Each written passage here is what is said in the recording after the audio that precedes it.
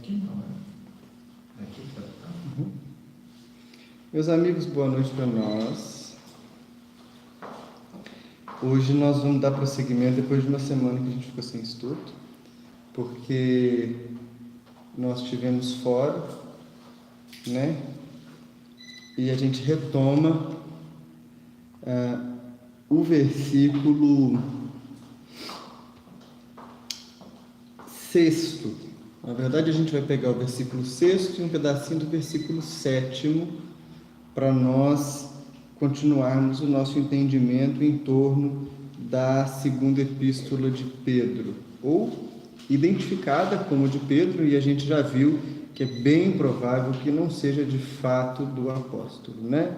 Ela tem vários traços, uma complexidade muito elaborada, ela tem vários indicativos de que seria de alguém que assume ou a tradição de ter recebido o ensinamento de Pedro, ou que assume esse nome por alguma conveniência qualquer. Como a gente tem feito nas semanas anteriores, a gente vai ler então a perícope toda até o versículo em que a gente está estudando. Então nós vamos ler hoje do versículo 1 até o versículo 6º. E lembrando que o nosso estudo vai até o versículo 9, nesse primeiro momento, né? Eu vou ler aqui baseado na tradução do Frederico Lourenço, que é aquele autor português que a gente havia citado. O texto diz assim, então: Simão Pedro, escravo e apóstolo de Jesus Cristo, àqueles que obtiveram uma fé de igual valor à nossa, em justiça do nosso Deus e Salvador Jesus. Graça para vós e paz multiplicada em conhecimento de Deus e de Jesus, nosso Senhor.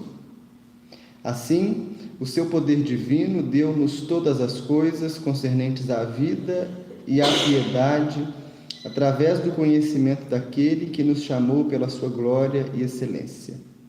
Glória e excelência essas, através das quais nos foram dadas as preciosas e magníficas promessas, para que através delas sejais participantes de uma natureza divina, tendo fugido da corrupção que no mundo existe em forma de desejo.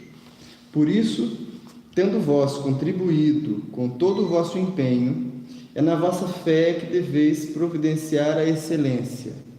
Na excelência, o conhecimento, no conhecimento, o autodomínio, no autodomínio, a perseverança, e na perseverança, a piedade.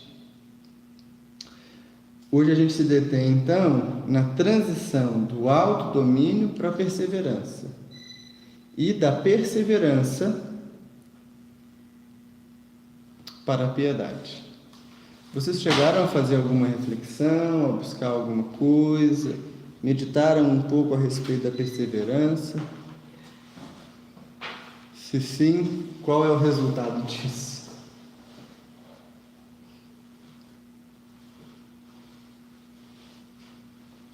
Se não, vocês precisam perseverar mais um pouco. Isso é verdade. É, né? Isso é indiscutível. É porque eu até trouxe marcado, mas eu estava no consultório hoje estudando e em algum lugar eu li paciência, eu estudei sobre a paciência. E o que você estudou sobre paciência?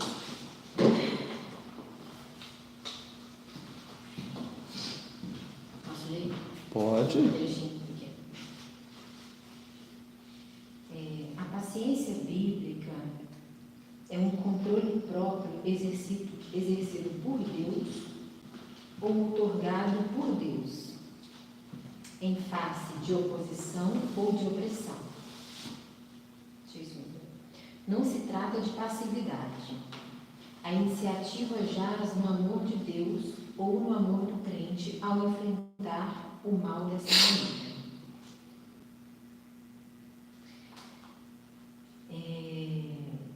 Então, né, pelo que eu li, esse aqui é um dicionário bíblico, né? No dicionário normal, fala que a paciência é a virtude que ajuda a você conseguir, passando por uma adversidade, não se descontrolar, nem de forma a responder ao estímulo, mas também a não se desconcentrar. Ele usa esse termo, achei interessante, porque paciência, às vezes a gente acha que é só não pôr para fora, né? Não responder, não reagir. Mas se você, por dentro, você está todo desorganizado, ainda não é uma virtude completa, né? E aqui, eu achei interessante porque ele fala que é um controle próprio, exercido por Deus ou outorgado por Deus. Então, requer que a gente conquiste. Parece que é uma conquista mesmo, né? Que à medida que você vai se esforçando nesse caminho, é como se o alto lhe concedesse meio que assim. Não sei se o Vinícius vai falar, mas existe, é como se fosse uma conquista. Quando você chega naquele ponto, você é contemplado com essa virtude, mais ou menos assim. Todo dicionário bíblico tende a ser confessional, né? Ou seja, ele vai estar tingido com as cores daquela tradição a que ele está ligado, né? Portanto, essa ideia de uma virtude outorgada ou controlada por Deus, concedida, ela é um pouco estranha para o Espiritismo. Ela vai ser muito valorizada por outras escolas religiosas cristãs, né? Por um catolicismo mais piedoso, pelo protestantismo que vai basear toda a sua crença na graça. Mas a gente se mudar um pouquinho o foco e pensar que, na verdade, ao conquistar uma virtude, o que nós estamos fazendo é revelando em nós parte da natureza divina, aí a gente entende que vem de Deus. Porque esse é o grande princípio de síntese da criação. O benfeitor cristiano, quando dita a obra Educação entre Dois Mundos, que é uma obra ligada à educação, evangelização, a gente pensa, poxa vida, ali só vai atender a quem pensa em educação. Mas ele dita um capítulo no final, que é sobre Deus, muito interessante. E a tese desse amigo espiritual é a seguinte: na medida que a gente descobre esses atributos de Deus e a gente vivencia esses atributos, a gente está vivenciando um pedacinho da natureza divina. Daí o nosso exercício de praticar o bem, de descobrir as virtudes, não é um exercício para que nós nos tornemos exatamente igual a Deus, porque o Espiritismo vai entender que isso não é muito possível. Mas isso vai fazer com que a gente consiga entrar na presença de Deus conscientemente. A gente consiga entender, melhor do que entender, experienciar essa presença divina a partir dos atributos de Deus. E a paciência, embora não seja a expressão que está aqui no texto, ela está totalmente ligada à perseverança, né? Porque é preciso paciência para perseverar. Quanto mais quando a gente observa a existência em nós de uma espécie de inércia espiritual, que é o resultado de incontáveis vidas que nós vivemos até aqui, até hoje. No entanto, a gente habitualmente tem perdido o espanto diante desse fato. Por quê? Veja só, a gente vive uma vida que é uma vida bastante moderada. Eu não sei se todas as pessoas que vão nos ouvir vão viver da mesma maneira, mas boa parte de nós que estamos tendo acesso a esse ensinamento tem uma vida moderada. Um trabalho, uma renda, uma casa, algum conforto, a gente tem uma família que, ainda que tenha os seus problemas, é uma família que oferece para nós proteção, sustento, abrigo. Nós temos uma casa espírita para a gente poder frequentar, ainda que seja através da internet, você consegue digitar e buscar um estudo. Nós temos acesso muito fácil a livros, e às vezes acesso também a pessoas que dominam os ensinamentos e que podem dividir com a gente. E a maioria de nós vive isso, claro que com uma parcela importante de esforço, mas isso já se tornou um hábito, quase como uma conquista adquirida. Então a gente olha para trás e pode até pensar, eu vim de uma natureza muito mais simples, eu vim de uma origem muito menos sofisticada, de uma família pobre, e eu conquistei tudo isso com muito esforço, mas ainda que seja verdade, também é verdade que quando a gente encontra um lugar confortável, a tendência é que a nossa mente relaxe e se aconchegue, igual um cachorro que vai deitar no pé do dono, né? A gente aconchega. E aí mora um grande perigo. Por quê? Estaciona. A gente estaciona. E estaciona não só dentro do horizonte de uma vida, mas nós vivemos uma realidade incômoda de não ter o menor controle daquilo que vai nos acontecer nas nossas próximas existências. E se nós não sabemos o que vai acontecer na próxima existência, e se aquilo que a gente estuda na casa espírita é real, ou a gente acredita que é real, o nosso esforço para colocar em prática o Evangelho devia ser no limite das forças, porque nós não temos como garantir que numa próxima existência, primeiro, nós teremos acesso a esses ensinamentos. Nós não podemos garantir que nós teremos acesso a lugares onde esses ensinamentos vão ser ensinados. E nem que nós vamos nos reencontrar. As nossas experiências, elas vão formando uma espécie de caleidoscópio, que à medida que giram, vão formando padrões diferentes, que vão nos colocando em experiências diferentes.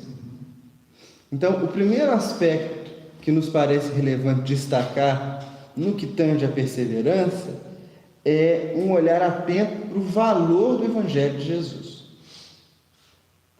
Muitas vezes não há um esforço de perseverança porque nós imaginamos que esse Evangelho é corriqueiro.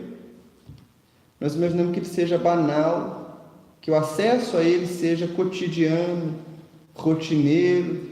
Qual o esforço que a gente tem para buscar, por exemplo, um exemplar do Novo Testamento? Nenhum.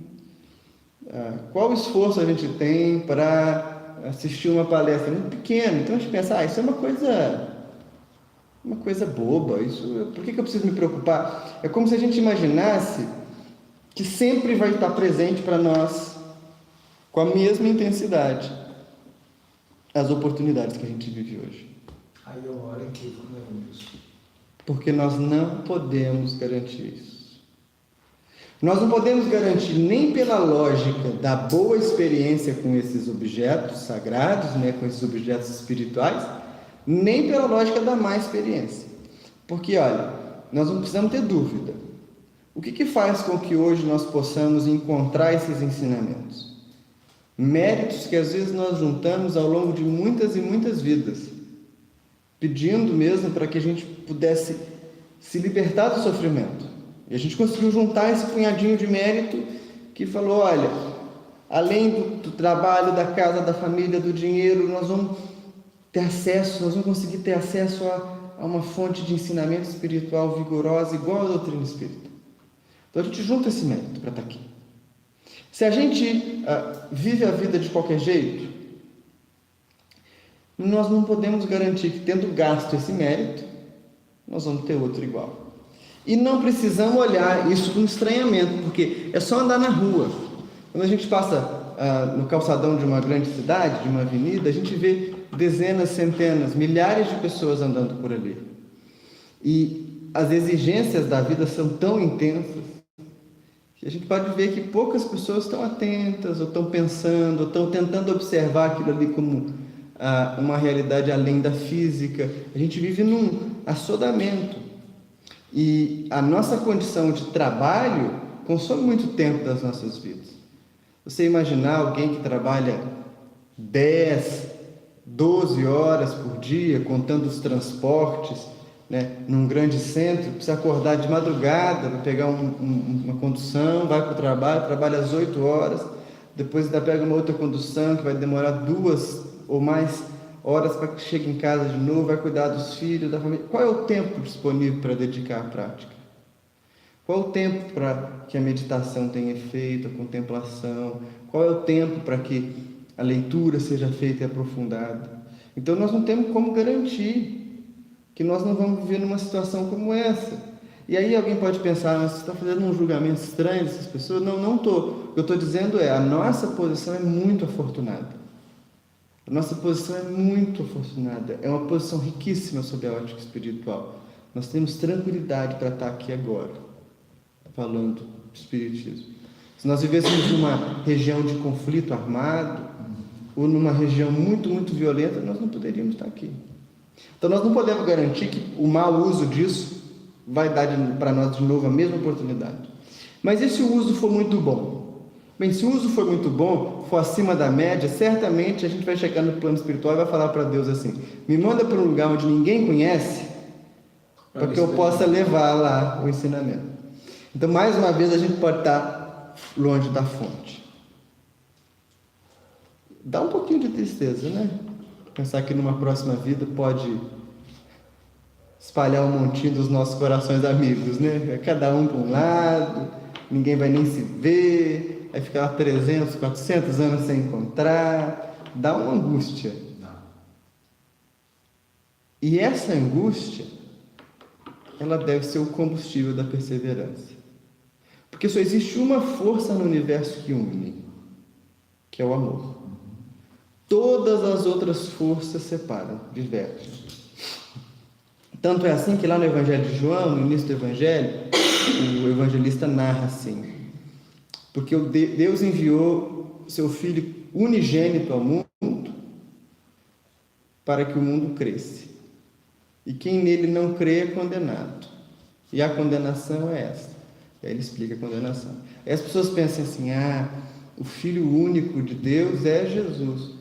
É uma fraqueza de raciocínio, porque nós somos filhos de Deus. Qual que é o único Filho de Deus? A única coisa que Deus cria é o amor. Então, Deus envia para o mundo o amor, na figura de Jesus, né? Então, a única força que converge é o amor. A única força que une é o amor. A única força que é capaz de manter a nossa motivação acesa, a nossa vontade desperta, é um sentimento profundo de generosidade, de reconhecimento das necessidades alheias, de identificação mesmo com a angústia, com a dor, com a tristeza do outro. No entanto, veja só, a sua avó pode ou poderia muito bem receitar eventualmente um chazinho para que você se aliviasse de uma indigestão ou de algum excesso. Mas se o seu apêndice romper, não tem chazinho que dê conta e muito provavelmente a sua vozinha não vai te operar, né? De fato que, de modo que, na verdade, né? Diante de um apêndice rompido, você precisa de um médico cirurgião. A sua vozinha pode te dar alguns chás, ou pode te fazer uma comida saudável, mas ela não vai operar essa catarata. E assim com várias outras situações, né? O que vai nos colocar numa condição de um pouco mais de atenção. E por quê? Vejam só. Se a entrada no caminho, que é aquilo que Pedro vem falando para nós até agora, fé, bondade, conhecimento, autodomínio, se a entrada do caminho é o começo da aprendizagem, tem coisas que não são realizáveis no começo da aprendizagem. É como se você pegasse um acadêmico de medicina e um médico muito experiente, com décadas de prática.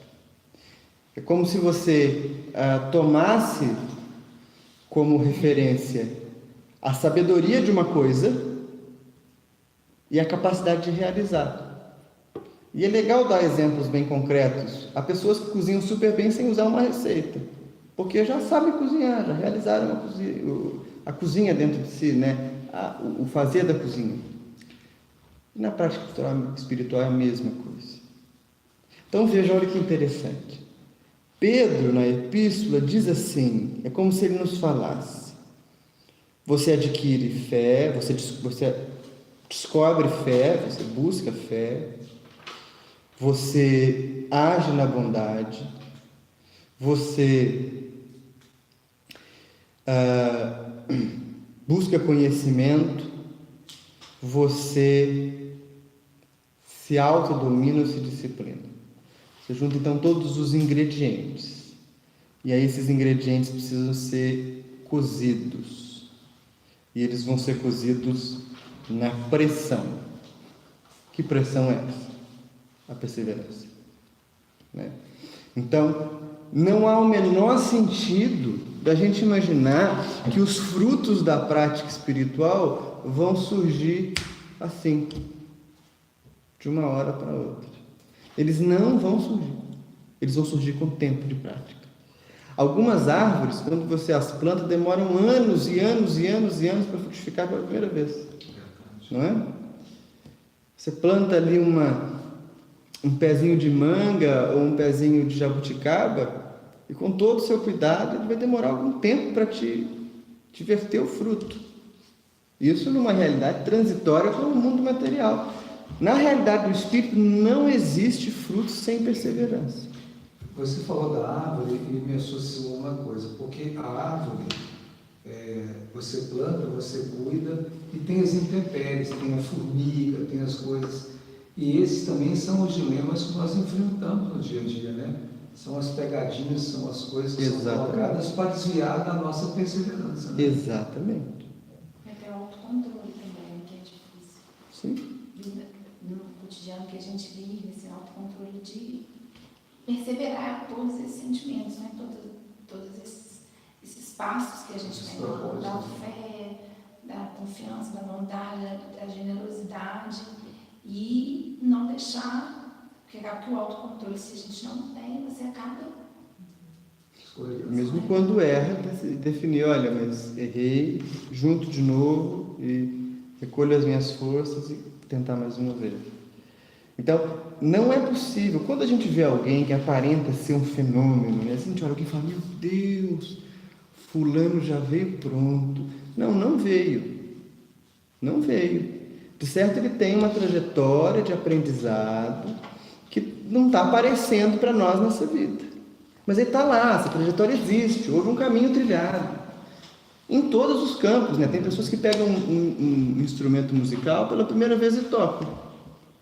Onde que essa pessoa tirou isso? Bem, ela não é uma superdotada de Deus. Não é isso. Foi Deus que falou assim, deixa eu dar uma habilidade incomum para aquele indivíduo tocar um piano. Não foi isso. Na verdade, esse Espírito já traz o cultivo da arte.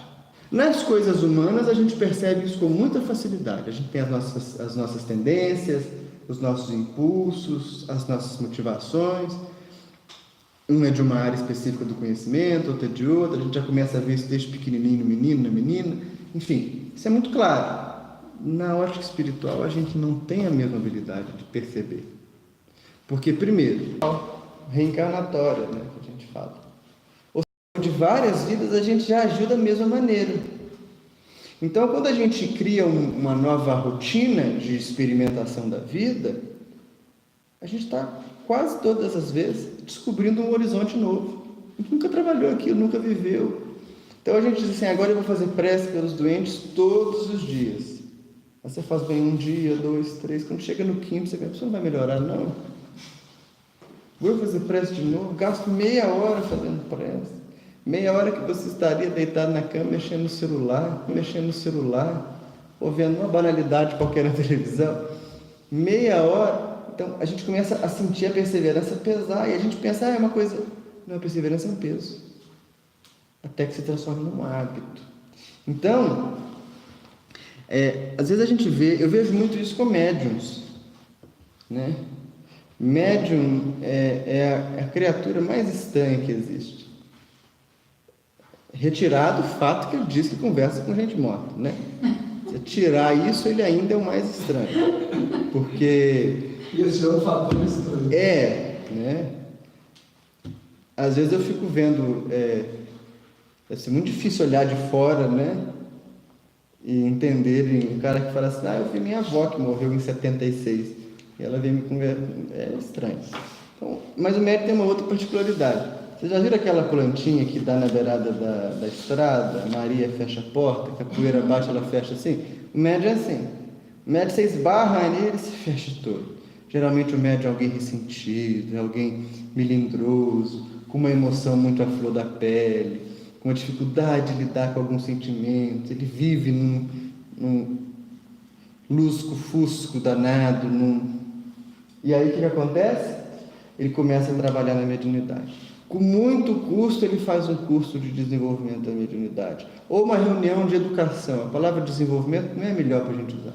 Participa de uma reunião de educação, aí ele começa a educar a mediunidade, e daí alguns meses ele já começa a pensar assim, olha, eu sou médium mesmo, eu sei como é que faz isso aqui.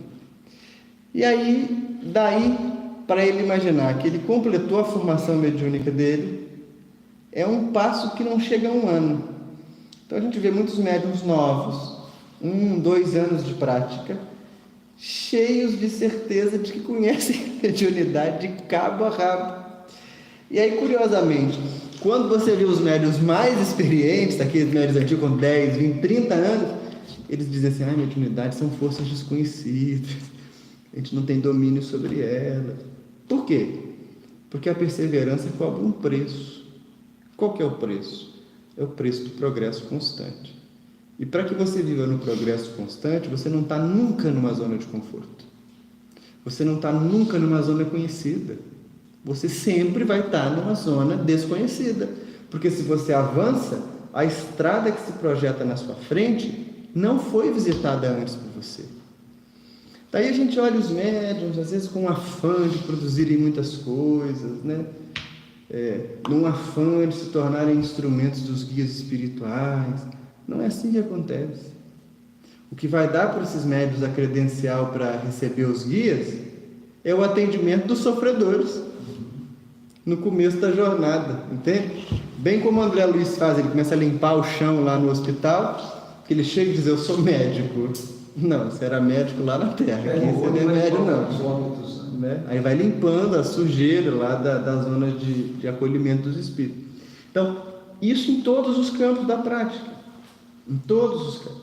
A nossa cultura moderna é muito técnica, daí a gente acredita que a leitura de um livro, a capacidade de alguém decorar algumas páginas ou decorar algumas citações faz dele assim, alguém repleto de sabedoria. Não! Ele tem só uma memória boa. A sabedoria não reside simplesmente no conhecimento. Por isso que Pedro, na epístola, vai dizer que ainda depois do autodomínio você coloca a perseverança. Porque ser justo entre justos é simples. Paciente entre pacientes é simples. Você adotar uma disciplina, por exemplo, alimentar, num ambiente todo controlado, onde qualquer pessoa está de dieta, numa clínica de spa, é simples. O difícil é quando você assume isso como um compromisso. Toda gente que entra de dieta põe a família toda de dieta. A pessoa não pode comer doce, ninguém pode comer doce. A pessoa não pode comer açúcar, ninguém. A pessoa não pode comer gordura, ninguém. Bem, isso não é um regime, não é uma autodisciplina, nem é uma perseverança. É uma tirania, né? A pessoa domina. E na prática espiritual isso não existe. Não existe. Só fazer uma observação. No capítulo 35, o benfeitor Estevão ele fala: se não reconhecemos o Cristo, toda a sua missão será reduzida apenas a um herói fantástico. encantador, porém distante, com ele presente no cenário do pensamento, aí sim, seus ensinos espirituais se tornarão vida e liberdade para cada um de nós. Exato. Que é quando a gente traz para perto. O grande desafio nosso, então, é perseverar. Por quanto tempo? Até o fim. Jesus diz: quem perseverar até o fim, este será salvo. Então, e eu ia falar esse trecho agora. Aquele que perseverar até o fim, nessa tradução aqui, mediante sua paciência, terá ganho sua alma. E depois eu continuei lendo aqui, olha aqui, no hebraico, a paciência, né, é arek, significa longo, e no grego, macrotínia, significa longanimidade. E eles põem aqui como uma tradução da paciência, uma prolongada espera da mente. Faz muito sentido com isso que você acabou de falar. É quase como se a gente fosse acompanhando a planta crescer. Sim. Igual o menino que planta feijão no algodão. Sim. E fica olhando ele todo dia. Mas não é só olhar, você tem que fazer alguma coisa. Claro, a gente adubar, vai cultivar. lidando com ela, né? Exatamente, eu acho que aí está a sabedoria, né? Exato. Portanto, é preciso de tempo. Por quanto tempo eu vou fazer determinada atividade? Por todo o tempo. Isso é paciência. Mas e se a minha atividade for só essa? Todo o tempo. É um tempo de prática. Nós temos algumas histórias, né, que remetem a isso muito bem. Há uma história de um aprendiz que vai até um mosteiro e diz para o monge: pai, os monges eram chamados de pai, eu quero alcançar o reino dos céus, o que eu faço? E o sábio diz para ele: aqui eu só tenho lugar para você lavando os pratos, vai lavar os pratos.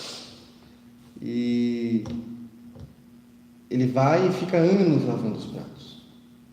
No fim de 5, 6, 7 anos, ele procura o sábio de novo e diz: mas mestre, eu já lavei prato por 5 anos. O que eu faço agora para me iluminar? Ele pergunta: mas você não iluminou? Aquela era a atividade. Mas a nossa mente fabrica uma realidade fantástica. Então daí na casa espírita alguém diz assim: eu sou a pessoa que distribuo água fluidificada depois da reunião, mas eu estou aqui só de passagem, porque depois eu quero mesmo fazer uma outra. Aquele pode ser o seu espaço de iluminação, né? Essa perseverança e essa docilidade na prática são muito bonitas para a alma. Vinícius, me permita, Lucas 12, 26. Pois, se nem ainda podeis fazer as coisas mínimas, por que está ansiosos pelas outras? Sim. É exatamente isso, né? Exatamente. E aí eu me lembro de uma história, e essa é de uma pessoa conhecida. Assim, eu conheci essa pessoa pessoalmente. Eu conheci um suíço, mora no Brasil, mora num templo budista, e é uma pessoa generosíssima, um dos praticantes mais antigos e mais realizados do lugar. E ele tem 2 atividades: uma que é uma prática ultra elaborada de meditação, e a outra é cuidar do lixo do mosteiro. Ele faz as 2 coisas. E certa vez ele entrou em retiro, que é uma prática habitual budista de 3 anos. Retiro difícil, longuíssimo, imagina 3 anos de retiro. Vendo pouquíssimas pessoas, dedicando-se à meditação 9, 10, 11 horas por dia. É um deserto, né? É um deserto. 3 minutos eu já comentei embaixo. 3 anos. E ele então entrou no retiro por 3 anos. A pessoa, o mestre que havia indicado para ele o retiro, se esqueceu dele. Então ele ficou mais de 3 anos. O tempo foi passando, e o mestre esqueceu. E ele continuou em retiro. Depois de tantos meses excedidos, o mestre foi até ele e falou com ele assim: você devia fazer um retiro de 3 anos. Ele disse assim, olha, mas eu estou há 3 anos e tantos meses, né? Então você devia sair do retiro. E aí ele saiu e foi cuidar das atividades dele. Então, essa diligência em perseverar na prática, é claro que para nós espíritas, não faz parte do nosso campo de prática essa ideia do retiro, um retiro de 3 anos, não faz sentido dentro da perspectiva espírita. Embora não seja menor para a prática espiritual, nós temos que dar muito reconhecimento, né, para essas pessoas que praticam assim. Mas então, essa perseverança, que para ele foi a do retiro, para nós é o passe, é a evangelização, é a prece diária, é o culto do evangelho no lar semanalmente, né? É a leitura frequente de uma obra. É muito importante, já que o Espiritismo é a doutrina dos livros, que nós espíritas estejamos constantemente lendo alguma coisa, de qualidade, por favor. Lendo alguma coisa, não precisa ser muito. Um livro por vez, que você leia algumas páginas por dia, uma página por dia. Mas que isso faça parte de uma rotina, para que você persevere, para que você não vá na casa espírita só quando você está se sentindo desesperado, só quando te falta alguma coisa, ou só quando o seu tempo deu, né?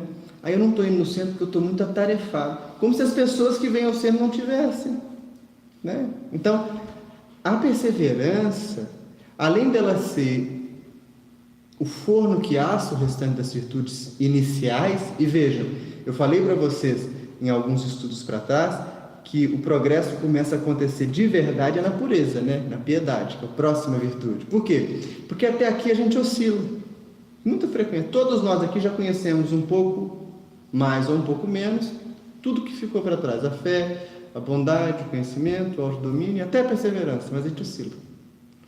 Quando a perseverança se estabiliza, aí surge a piedade ou a pureza. Então, Vini, quando você fala aí surge a piedade ou a pureza, surge por quê? porque a perseverança... É uma quietude? Não. Não? A quietude pode ser uma forma de manifestação dela. A piedade é o hábito da virtude. Como assim? Pio tem um radical de pureza. Então, o comportamento piedoso, ou comportamento puro, é aquele que enxerga a pureza no mundo constantemente. Então, a gente tem oscilações entre isso. Um indivíduo iniciante no caminho espiritual, se indigna com o trânsito, se indigna com o resultado das eleições, se indigna com um ou outro acontecimento da vida, pega birra dos outros, sente raiva, enxerga que ele ali deve estar atuado, né, para poder fazer isso. Um indivíduo com visão pura reconhece em todas as circunstâncias, todas elas, a presença de Deus. Então, mas você disse que, não sei se foi uma força de expressão, você disse que depois da perseverança surge a pureza. Esse surgir é algo como se essas outras virtudes tivessem, como se preparando um caldo ali. É o bolo. Por que surge? Porque essas virtudes se consolidam. Entendi, porque as outras parece que são muito mais Esforço. conquistas e esforço do que... Isso. A partir da piedade que se dá, é um movimento muito íntimo da alma na direção de Deus. Porque a gente vai ver a piedade se soma à fraternidade, e a fraternidade, o amor, né? E aí uma é consequência direta e instantânea da outra. Veja só, se você tem uma visão pura, você automaticamente enxerga os outros como iguais a você. E se os outros são iguais a você, você ama a própria realidade existente, né? Então, a partir da pureza, a partir da piedade, o caminho é uma outra lógica, inclusive uma outra lógica de discurso, uma outra percepção da realidade. Poucos de nós chegamos lá. A piedade seria quando você consegue enxergar, vivenciar e praticar o Cristo no semelhante? Em todas as coisas. Não só no seminário, em todas as coisas. Dizem que o Chico lavava o copo com todo cuidado. Entende? Quando alguém dizia para o Chico assim, Chico, fulano é mau, ele dizia menos bom. Entende? E esse processo não se dá só em relação às pessoas, ele vai se dar em relação a todo o universo externo.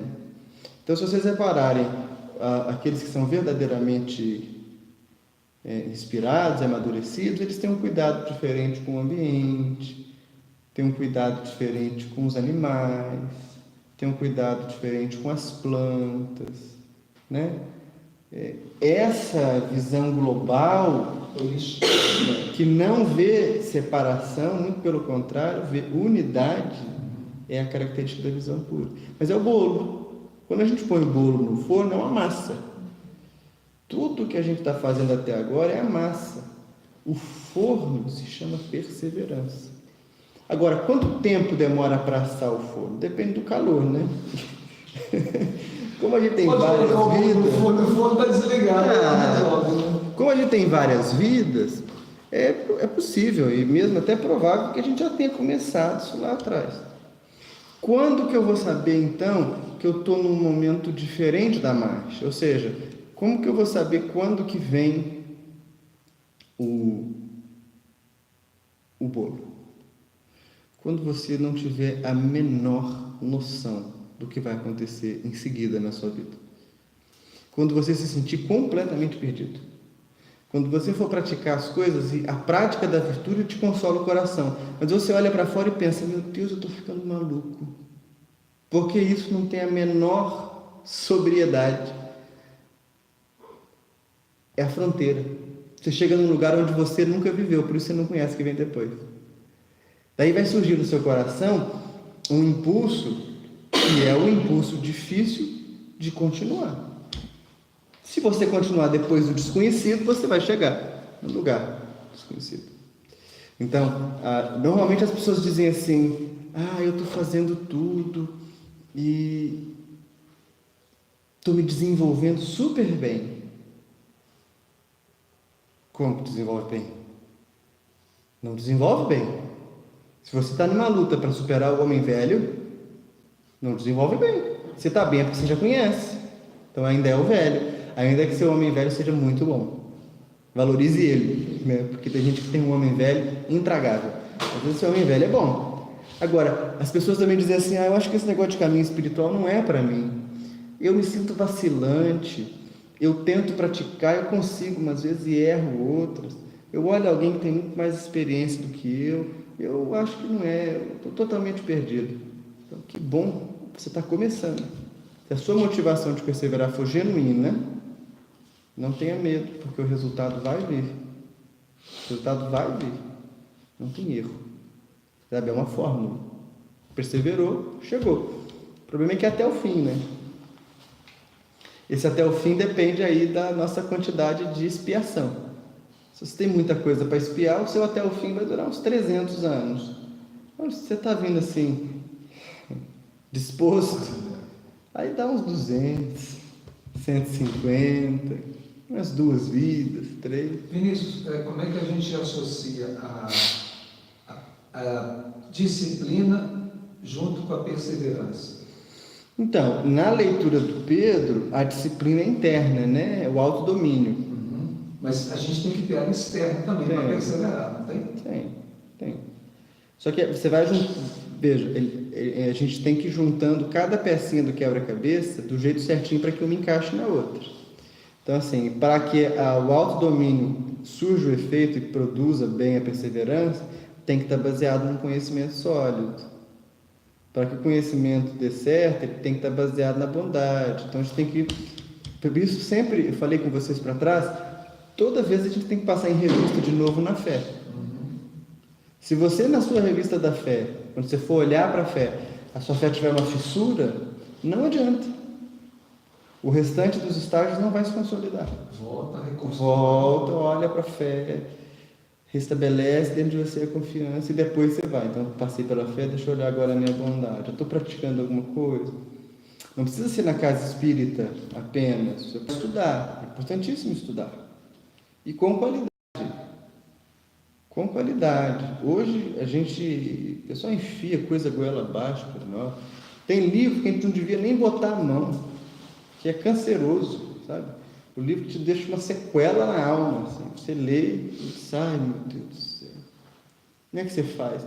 Tem livro que é melhor você nem doar para os outros.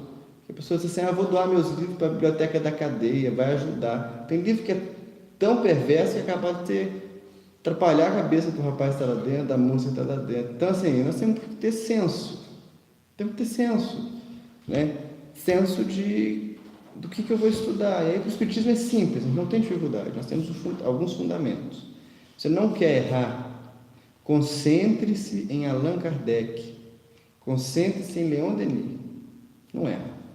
E depois, se você tiver uma boa base de Kardec, uma boa base de Denis, se você tiver uma boa base de Kardec, uma boa base de Denis, você pode ler qualquer coisa, que você automaticamente vai identificar aquilo que é bom, daquilo que não é tão bom. Está vacinado. Está vacinado. Kardec e Denis é vacina para a alma, né? Mas a gente gosta do romance. Kardec não tem romance, né? Se Kardec tivesse escrito o Evangelho segundo o Espiritismo em romance, todo mundo lia. Mas ele escreveu em forma de ensinamento, aí dá uma preguiça danada. Aí do conhecimento, a gente parte para o autodomínio, receitar o remédio e tomar o remédio. A gente parte para o autodomínio, receitar o remédio e tomar o remédio, né? Para finalmente a gente entrar na perseverança. Então, não existe como a gente dar resultado sem perseverar. Não existe. Essa é uma luta sua, íntima, muito particular. É a luta do tempo. E quando aparece o resultado, ninguém vai ter que te colar um adesivo ou uma plaquinha dizendo, olhem, aqui há um resultado. Aqui é um perseverante que perseverou. O resultado, ele é autoexplicativo. Tempo é a grande oficina de Deus. E aí eu queria terminar com dividindo com você uma reflexão que está lá no Céu e Inferno.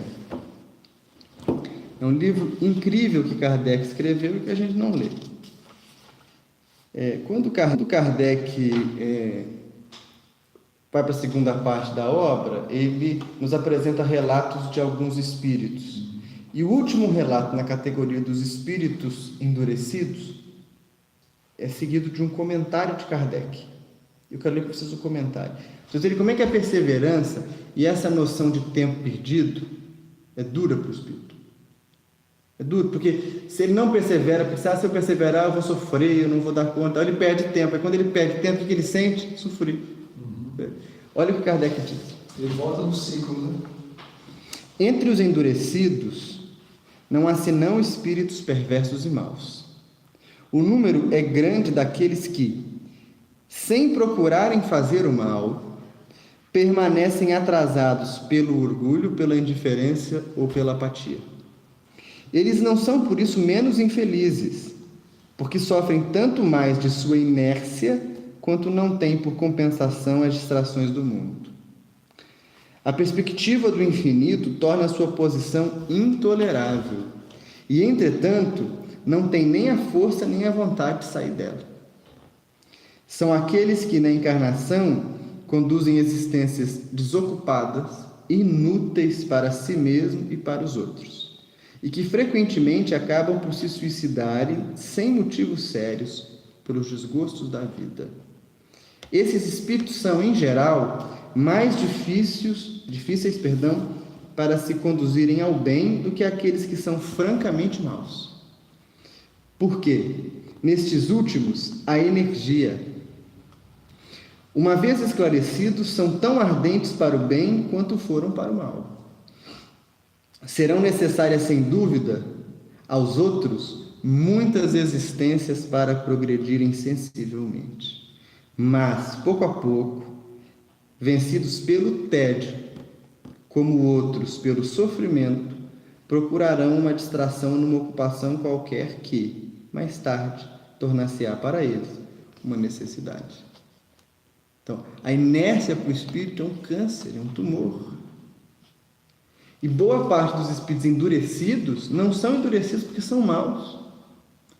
São endurecidos porque são inúteis, porque são ociosos, porque não dão utilidade para o conhecimento que tem. Nós temos formado, enquanto sociedade, uma geração de meninos ociosos, uma geração de meninos incapazes de se decepcionar, né? Incapazes de se frustrar. Eu vejo os alunos nossos com 15, 16, 17 anos que não sabem serem frustrados, né? E que são acostumados a terem uma vida regada a pequenos caprichos, a pequenas vontades. Isso é muito perigoso para o espírito. Não porque nós estamos pensando no cuidado e no carinho dos pais, nada disso, mas quando esses seres que talvez já nasçam sem a perspectiva do movimento, encontram ainda um lugar, um ambiente que lhes reforça a inércia. Só encostar e dormir. Né? Exatamente. Isso é muito perigoso, porque o sofrimento é tremendo. Agora veja que interessante, a gente às vezes ouve narrativas de espíritos maus e pensa, esse nunca vai se regenerar. Os maus são bons na contramão. A força, a coragem, a perseverança, né? A gente vê as obsessões elaboradas e a gente vê aprender com os obsessores, porque eles têm uma virtude que nós não temos. Eles são perseverantes, eles são pacientes, eles gastam muito tempo. Ela pode ser, vamos dizer, equiparada à pessoa morna. A ausência de perseverança é você ser alguém mais ou menos, né? Os espíritos obsessores, eles têm paciência, eles ficam ali na tocaia, eles esperam a gente pisar em falso. Se há de fato uma motivação grande, se eles se sentem pessoalmente agredidos, eles ficam às vezes décadas circundando os seus parceiros de outro tempo para encontrar a oportunidade precisa de colocar sob seu jugo, né? Um espírito como esse, quando é convertido, é como um elástico que você estica, tensiona, quando solta ele é projetado lá na frente. Por quê? Ele é mau por incompreensão, não por ociosidade. Os piores espíritos são os ociosos, né? E aqui está um desafio para nós, né? Aqui está um desafio tremendo para nós, porque a perseverança vai vacinar a gente contra isso. Você pode tentar 10 vezes errar hoje, não deixe de tentar mais 10, mais 10, mais 10. Porque quando a gente para, o primeiro sentimento que surge é: estou tão cansado disso tudo, acho que não é para mim. Se eu estivesse fazendo outra coisa, eu estava tão mais feliz. Esse negócio de mundo espiritual, nem sei se é verdade, né? Se eu chegar lá e morrer, nem for verdade. Morre 2 vezes. Chega lá e diz assim: eita, nós, é tudo mentira, hein? Aqui. Então, esse sentimento de ser morno, de ser ocioso, é muito perigoso. E se nós, que empreendemos mérito para ter contato com o Espiritismo, que temos acesso a esses ensinamentos, que estamos aqui, que dedicamos tempo para meditar, se nós ainda assim escolhermos a estagnação, o sofrimento futuro do tempo perdido é avassalador. Imagina bem isso. Imagina reencontrar aqueles amigos que a gente conviveu na casa espírita, aquela doninha que sentava lá atrás, que não falava nada, numa condição de muita realização, e a gente brigando para ver quem é que vai sugar o caldinho de lodo do chão para beber. É claro que isso é uma metáfora, tá, gente? Pelo menos bebedor eu acho que já tem no Brau. Mas é uma metáfora que tem uma característica muito forte, né? Não a da doninha. A sim, do não a da doninha, sim. Porque quando você... O nosso lado tem uma característica dessa, né? Quando a pessoa encontrou com o outro e tal, ele estava numa condição muito superior. Exato. Realmente é uma coisa que a gente tem que fazer uma reflexão muito grande. Esses são os nossos diretores espirituais. Os espíritos guias, os anjos de guarda, eles normalmente guardam a característica de ser um pouco mais amadurecidos do que os seus tutelados, né? Então ele não precisa guardar assim, uma grande diferença do seu tutelado, não. mas um pouco além da visão do encarnado, ele tem que estar. Quando a gente pensa nas instituições ou nos grupos de trabalho, eles geralmente são tutelados, aí sim, por um espírito pelo menos superior, né? Que é um espírito que tem amadurecimento real. E esse espírito, se a gente pudesse ter acesso a um Google do além, nós íamos ver que há 300, 500, 1000, 1500 anos vivia no mesmo padrão vibratório que nós. Nós encostamos no barranco E ele prosseguiu. e ele prosseguiu. Aí como que une? É o amor? Ele disse, não, aquele povo é bom, só está perdido. Deixa eu voltar para cuidar dele. Alcione. Né? Todos os nossos instrutores. Deixa eu voltar para cuidar deles. Aí ele volta. E a gente fica aí, fazendo de barriga, né? Eu recebi na internet uma imagem que era assim: eu só não perco a minha barriga porque eu tenho medo de não ter com quem empurrar a vida. Aí, ó, nessa aí não tem solução. Desse jeito, é sofrimento garantido. Não funciona. A gente precisa de movimento. E movimento é perseverança. Tem dia que é noite. Uma vez eu rezava pedindo luz, só vinha desgraça. E aí, numa oportunidade de conversar com o Zé Grosso, eu falei, Zé, quanto mais eu rezo, mais problema aparece. Aí ele falou comigo assim: se você reza para Deus pedindo luz e Ele te manda sombra, é porque a sombra é a luz de Deus para você naquele momento.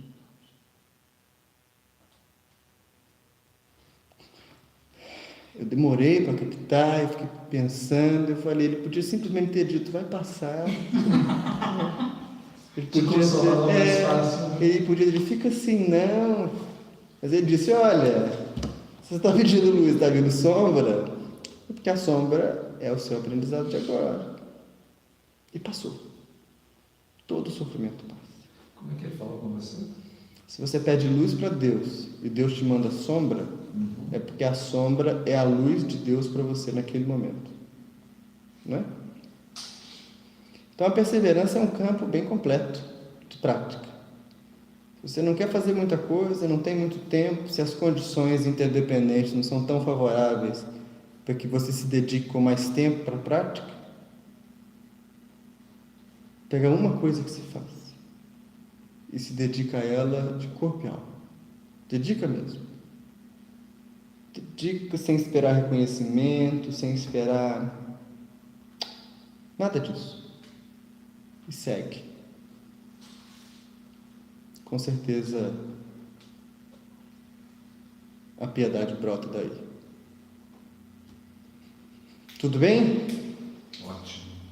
Que bom. Cada vez que a gente vem no estudo, a gente sai daqui com as orelhas queimando, né? Que coisa, né? Vamos encerrar? Horrível. Clicou para encerrar? Você quer encerrar a transmissão? Ok. Processando?